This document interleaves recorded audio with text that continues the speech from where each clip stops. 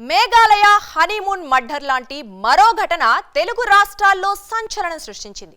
పెళ్లై నెల గడవక ముందే ఒక భార్య తన భర్తను సుపారీ మర్డర్ చేయించింది. ఇందుకు ఆమె తల్లి కూడా సహకరించడం అందరినీ షాక్ గురిచేసింది. ఆ మర్డర్లో ఒక బ్యాంక్ ఎంప్లాయ్ పాత్ర ఉండడం కలకలం రేపింది. అక్రమ సంబంధంతో జరిగిన ఆ మర్డర్ గురించి తెలుసుకోవాలనుకుంటే what's the story?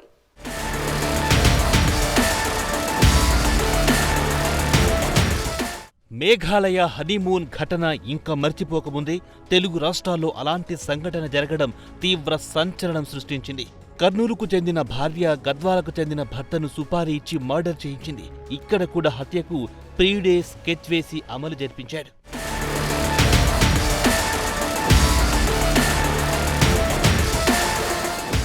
Jogulamba Gadwal జిల్లాకు చెందిన తేజేశ్వర్ ప్రైవేట్ సర్వేయర్గా పనిచేస్తున్నాడు. ఏపీలోని కర్నూలుకు చెందిన ఐశ్వర్యతో మే 18న వివాహం జరిగింది. అయితే ఐశ్వర్య భర్తను పట్టించుకోకుండా నిత్యం ఫోన్లో మాట్లాడుతుండటంతో పెళ్లైన 2 రోజుల నుంచే ఇద్దరి మధ్య మనస్పర్ధలు మొదలయ్యాయి.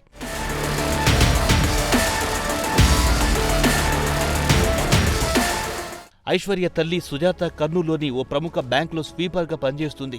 అదే బ్యాంకు చెందిన తిరుమల రావు అనే ఉద్యోగి ఆమెతో వివాహేతర సంబంధం పెట్టుకున్నాడు. సుజాతతోనే కాకుండా తిరుమల రావు తర్వాత ఆమె కూతురు ఐశ్వర్యతోనూ వివాహేతర సంబంధం పెట్టుకున్నాడు. తమ సంబంధానికి అడ్డుగా ఉన్న తేజేశ్వర్ను చంపితే అతని ఆస్తి తమ సొంతమవుతుందని హత్యకు పథకం వేశారు వారిద్దరు.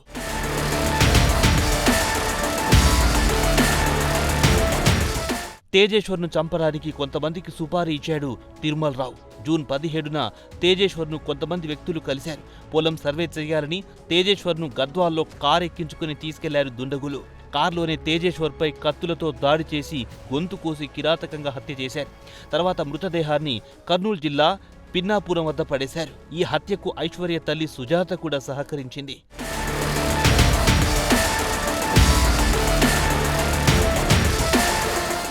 తేజేశ్వర్ కనిపించకుండా పోవడంతో అనుమానం వచ్చిన తల్లిదండ్రులు తేజేశ్వర్ కోసం అన్ని చోట్ల గాలించారు. కానీ ఎక్కడ తేజేశ్వర్ ఆచూకీ లభించలేదు. దాంతో ఈ నెల 18న గద్వాల జిల్లా పోలీస్ స్టేషన్లో పోలీసులకు ఫిర్యాదు చేశారు. కేసు నమోదు చేసుకున్న పోలీసులు దర్యాప్తు చేపట్టారు.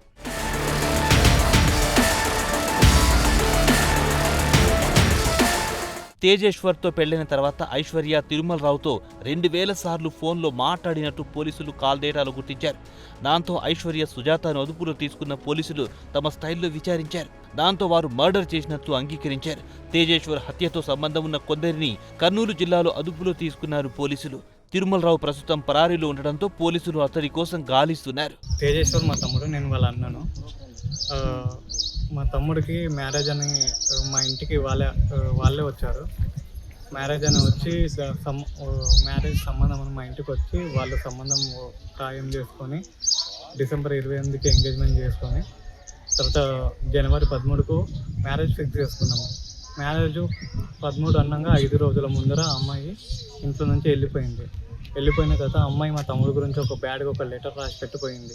మా తమ్ముడిని మళ్ళీ మాకు తెలియకుండా, మా ఫ్యామిలీ వాళ్ళకి తెలియకుండా మళ్ళీ మా తమ్మునితో మా టచ్లోకి రావడం, తర్వాత టచ్లోకి వచ్చి మాకెవరికి తెలియకుండా నేను కట్నం డబ్బులు కోసం మా అమ్మ నన్ను టార్చర్ చేస్తుంది, అందుకే నేను ఇంట్లో నుంచి వెళ్ళిపోయినా అని చెప్పి మా తమ్మునికి దగ్గరై అప్పటికే మేము వాళ్ళ ఫ్యామిలీ పెద్ద మనుషుల్ని, మా పెద్ద మనుషుల్ని అందరినీ కూర్చోబెట్టి మేము ఒక అగ్రిమెంట్ కూడా రాసుకున్నాం అనమాట. పెళ్లి పెటాకులు అయ్యింది. తేజ అనే వ్యక్తి ఏ అమ్మాయినైనా చేసుకోవచ్చు, ఈ అమ్మాయి ఏ అబ్బాయినైనా చేసుకోవచ్చు అని చెప్పి మేము అగ్రిమెంట్ కూడా రాసుకోవడం జరిగింది. కానీ వీళ్ళిద్దరూ అగ్రిమెంట్ బ్రేక్ చేసి ఇద్దరు మాట్లాడుకోవడము, ఒకరికొకరు కలుసుకోవడము, తర్వాత వాళ్ళ అమ్మని ఎక్కించుకొని ఊరు మొత్తం తిరగడము, ఈ అమ్మాయిని వాళ్ళ అమ్మను వాళ్ళ ఫ్యామిలీ వాళ్ళని కలవడము, మా తమ్ముడు మాకు తెలియకుండా కర్నూలుకి వెళ్ళడము, రోడ్లపై తిరగడము, ఇట్లా చాలామంది చూసి మాకు ఇన్ఫర్మేషన్ కూడా ఇచ్చేవాళ్ళు.